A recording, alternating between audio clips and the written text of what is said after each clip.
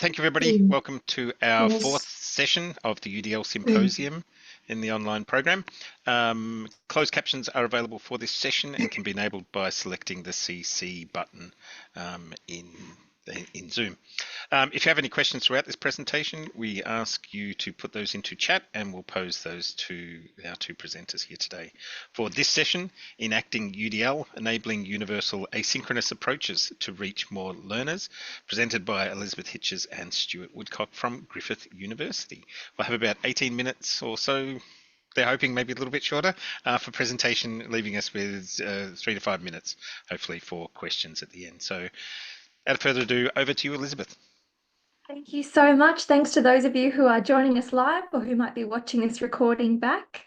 I'm Elizabeth Hitches. My pronouns are she, her. And on this rather cold day, I'm wearing a black and beige striped jumper. I have shoulder-length brown hair. I'd like to introduce my co-presenter, Associate Professor Stuart Woodcock. Hi, everybody. My name's Stuart Woodcock. I'm average height, short hair with bluish eyes, and I'm currently in Brisbane, Queensland, where I was just saying it feels a bit cold, but it's probably warmer than many other parts of Australia. Okay, so we'd like to acknowledge our country that we're joining from. So we'd like to acknowledge the traditional custodians of the various lands on which we all are joining from today and recognise their valuable contributions to Australian and global society. We'd like to pay our respects to their elders, ancestors, and their descendants who continue cultural and spiritual connections to country, and acknowledge Aboriginal and Torres Strait Islander people participating in this event. And we'd like to recognise that we are joining from the lands of the Jagera and Turrbal peoples. That's where Griffith University is situated. So a little bit of housekeeping. This session is being recorded, so please hide your camera if you don't wish to be recorded on screen. The session's also being captioned, as Darren mentioned, and there should also be a link in the chat to some live captioning. Now we're going to have time for discussion at the end, so please put your questions into the chat. And of course, if there's time at the end, you could also raise your hand. And as much as possible, ensure the surrounding environment is quiet. I know Stuart and I are going to be doing our best today with various noises that are around us. And turn off mics when not speaking. But on to the fun stuff. Stuart, UDL at tertiary level. Thanks, Elizabeth. So what we're talking about is a course that we run here at Griffith University for pre-service teachers who are training to become primary or secondary school teachers. And the course subject is called Inclusive Classroom. So we prepare the pre-service teachers in teaching inclusive education, which we incorporate differentiation and universal design for learning within that. We have approximately 400 students, which goes across a number of university campuses. So Griffith has a campus in sort of Mount Gravatt near Brisbane. We also have Logan and then down at the Gold Coast too, as well as online classes. So we have approximately something in the region of 16, 17 classes with our 400 students. Thanks, Elizabeth. And so the overview of the course is that we've gradually over the years developed varied approaches to covering the course. So we have the more traditional weekly face-to-face classes through the semester.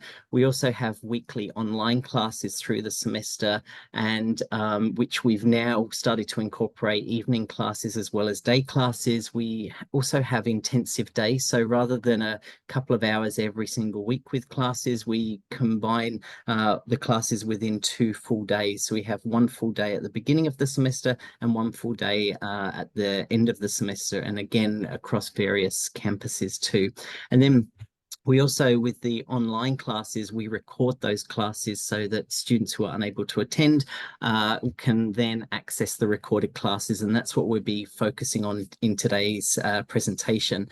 And so we've kind of been developing this through the student voices. So we've really brought to the forefront of the planning and development those student voices to try and accommodate for them in as many accessible ways as possible. And so the observed benefits, the learning options for them. So again, seeing understand what are the best approaches for their learning in regard to perception, action and expression and engagement, but as well as their personal circumstances. So enabling that equitable learning for diversity of experiences, whether it's to do with their health, their finances or time with employment. And so sort of a lot of this being a course around inclusive classrooms, a lot of the focus on this is about the inclusiveness, so the kind of the principles about students making sure they feel welcomed, valued and considered, got equitable access to participation in the learning and to be actively engaged. So the motivation, the persistence and the autonomy within the learning process through the semester. And so currently across majority of universities, we have those typical recorded classes. And so the kind of perception of those are that it's often seen as a backup, but not a pedagogical tool for learning. So those lifetime classes are the pedagogical preference, and often universities will make attendance to those live classes compulsory. And so they may add 10%, 20% assessment to the attendance. So if you don't turn up, you don't get the marks, or it's just compulsory and they have to turn up to 80% of the classes. And so it's seen as just as a backup, as an emergency kind of thing if they can't attend one particular week, or it's used as revision for assessments, exams and so on. So the misconceptions about the recorded classes, that they shouldn't be relied upon, that they're not engaging, they don't allow students to demonstrate understanding, and then they're only a quick fix approach as pretty much a backup. So the result in what we've been saying is like not really very inclusive approach in and accommodating for those particular students. The recording is clearly centered on the students in live classes, and often a lot of those classes are just, they don't even consider that there's students who are recorded. They press record and then just run the tutorial sessions as if it's just a lifetime class. Some, and what Elizabeth's going to talk about in a moment, you know, have started to factor and consider those students who are using the recorded sessions. And so by only using and focusing on the lifetime, the students miss out on those learning activities and sort of being able to engage in the content throughout the sessions, throughout the weeks. We think about who might then actually depend on these recordings. So if we're going into a tutorial, they're watching a recording back, they're only seeing what's happening in that lifetime class. Perhaps students are in breakout rooms and all they're seeing is that blank screen and that noiseless space, while other students who were in the live classes are engaging in activities. Who is this non-inclusive recording actually going to impact?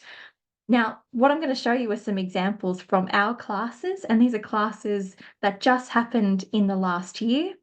So just from our class alone, students have been telling us that they've been using these recordings when they've been having to work all the time. So they've had shift schedules that they can't get out of. They need to have a roof over their head and pay bills, but they don't want to miss out on learning. That recording has really caught them and let them still engage in their learning. We also have students who engage in professional experience placements, which are part of their educational degree, but can also mean students can miss out on live classes. Then we have students who may have chronic health conditions or other medical conditions. So we had a student who was pregnant and had lots of appointments, and the recordings were their way to engage in class when they weren't able to make it on time to those classes. Or even students who travel a lot. So perhaps being on campus is not always practical, but they can access that online version. Now, we also saw some really interesting things come about where we had students saying they could actually take information at their own pace. So the recording became a preference because they could actually pause it, they could rewatch something that they weren't too clear on. And so this became a learning tool for them, not just a backup, but definitely something they were using proactively to support their learning. And we saw some really interesting things with students saying when life threw a curveball, you know, they had an unexpected vet trip or their car broke down, they weren't going to miss out on learning. There was an option for them and an inclusive option. So the very first iteration to make this more inclusive, we were thinking, how can we actually make sure that all students have a way to access and engage in that recording? And how can we also show them that they're considered and valued? They're not just onlookers to that learning experience, they're really truly considered in that experience. And it can be something as simple as what we did at the beginning of this presentation. We welcome those joining live and welcome those watching the recording. Straight away, you know that whichever mode that you're engaging with, you've been considered. We also make sure that when students in our live classes go into breakout rooms, we don't just have that blank space on the recording. This is our time to actually turn to those students and say, okay, so for those of you watching this recording, this is how you can engage.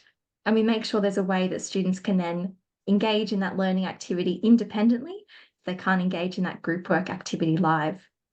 So this first iteration was really looking at how do we create that environment that minimizes threats. We've got this accepting and supportive environment and actually optimizes relevance for students.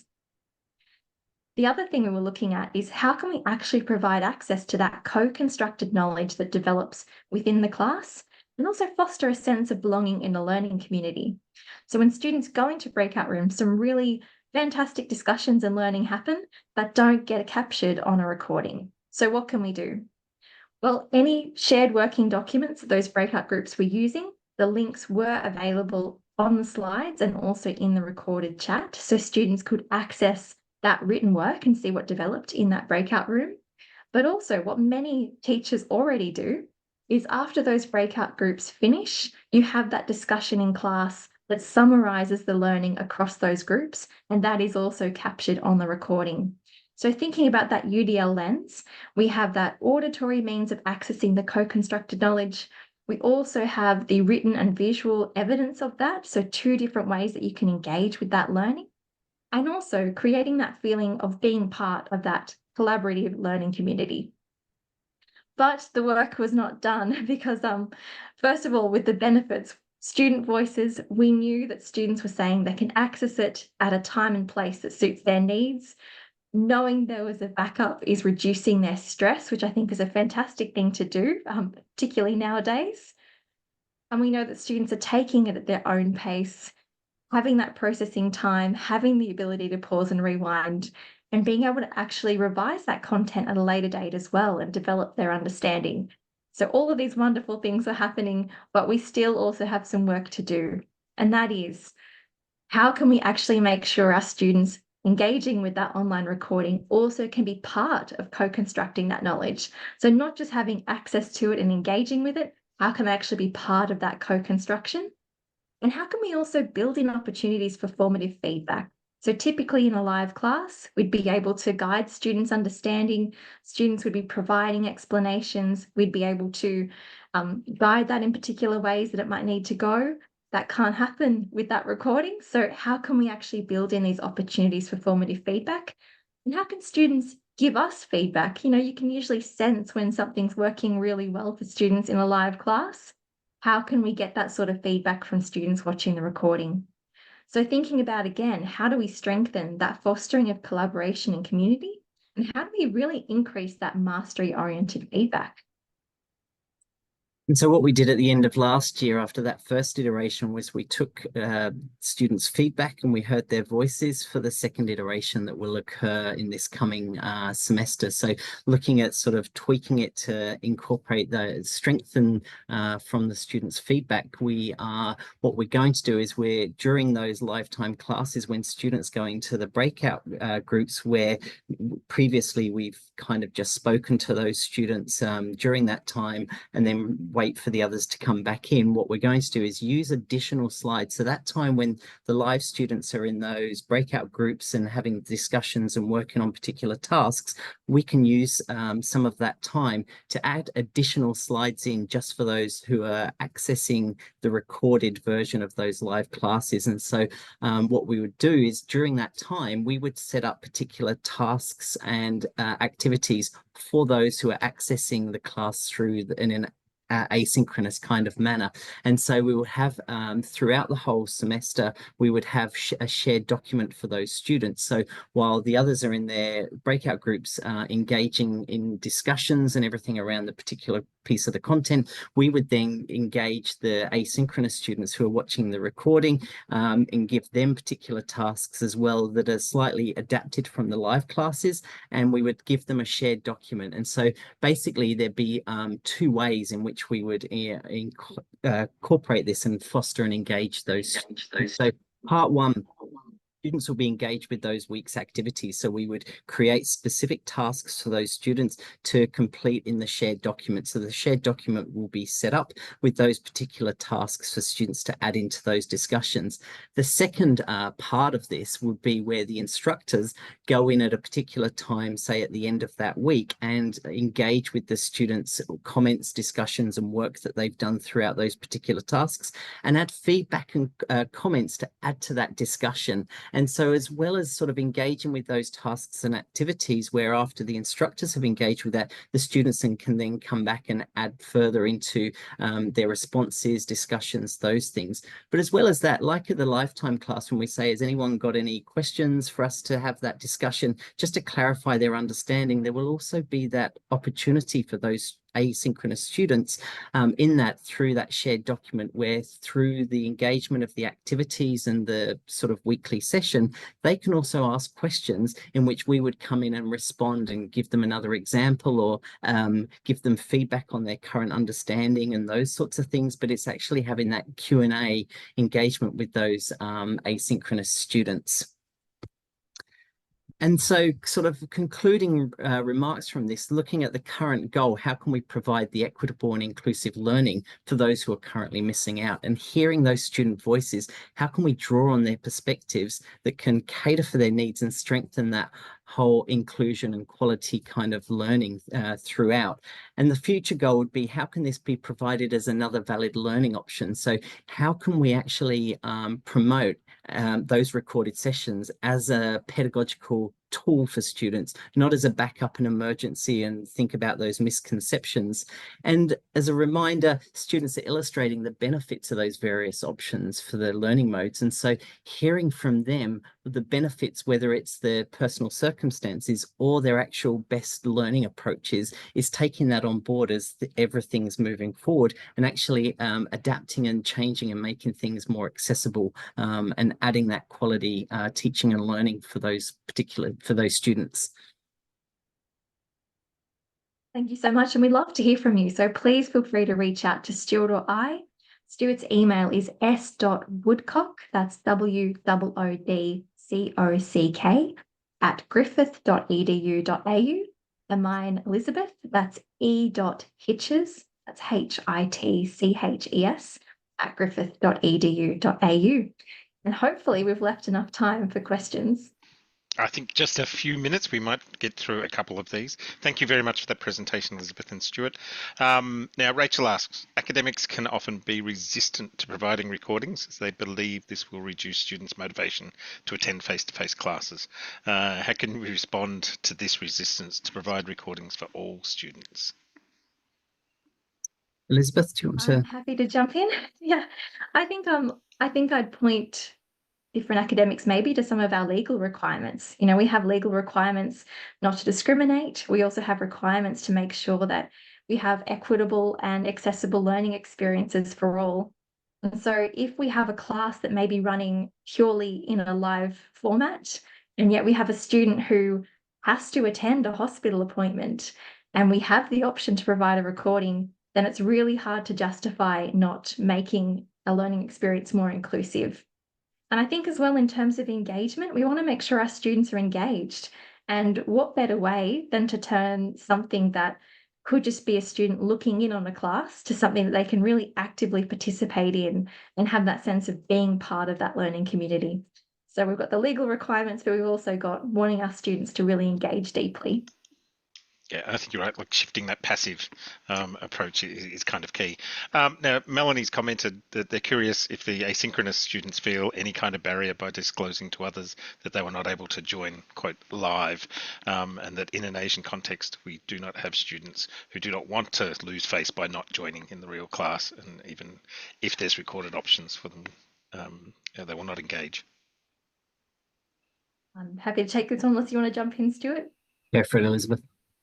Okay, so I think for me, when I'm running the online classes, I make sure that we're really setting up that idea that this is an inclusive culture from the outset. And so it's very clear that You know, sometimes your car might just break down, and we want to make sure that every single student has access to learning. So students don't have to tell me specifically the reason why something might happen. They tend to, because we create a very inclusive culture and we're in this Australian context. But I think it all starts with building that expectation that whatever's going on in your personal life, we're going to make sure that learning's accessible for you, and we're going to make sure that you have a really quality learning experience. And I think we are out of time. And I think that's key, what you've just finished on, and it's a great note to leave on. You know, it's setting those expectations at the start, having that welcome environment, and letting everybody participate in that learning and letting them know what that will be. Thank you very much for your presentation today. And it's a question, as you've noted, everybody ponders with with this one and how we can do this. So we've got some good ammunition there. Thank you very much. And thank you everybody for joining us. We'll see you in the next session. Thank you. Thank you so much.